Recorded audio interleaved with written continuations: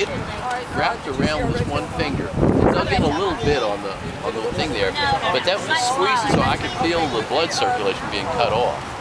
And it took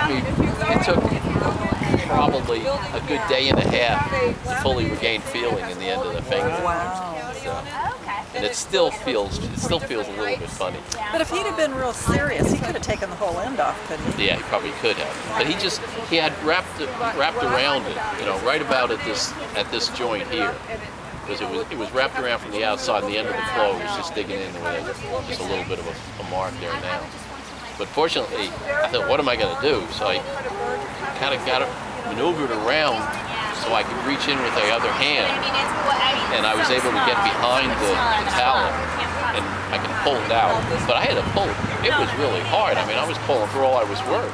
Yeah. And that's funny how when it really hits the fan, you have the presence of mind to go, okay, this is serious. Yeah, this is not good. What am I going to do? And you can't just pull it loose. I mean, because it'll lose digging. You have to think about it. You have to. So what I tried to do is just sit quietly there or stand quietly there for about 5 minutes, let him relax. Yeah. But he was perched on this incline perch, and he wasn't going to relax very much. So I figured after about 5 minutes, I realized that wasn't going to work.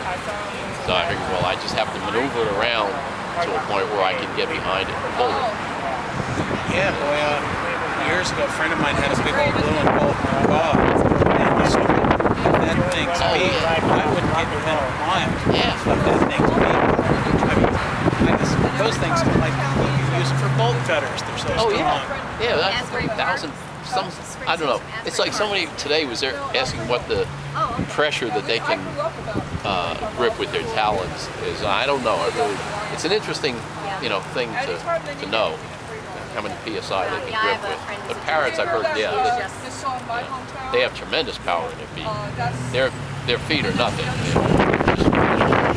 Like I was saying earlier, years ago, a friend of mine, a big owl came and grabbed his cat and took it away. Oh yeah. They'll do that because one time we were at an event and this lady was saying that I think she was pet sitting for a friend of hers in Laguna Canyon, and her friend told her, now don't let Fluffy out when you go in to feed the animals.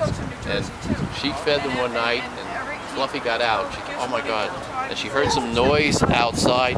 She looked out and there was this big great horned owl going down the canyon with Fluffy in his talons. And, and it was just eyeballs.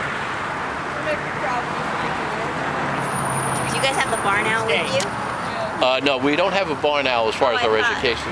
What's in the picture? What kind of owl is in that picture? Oh, in the pictures maybe, but we don't have, as far as our education birds, we don't have a barn owl. I saw one. We have the great horned owl, then we have a western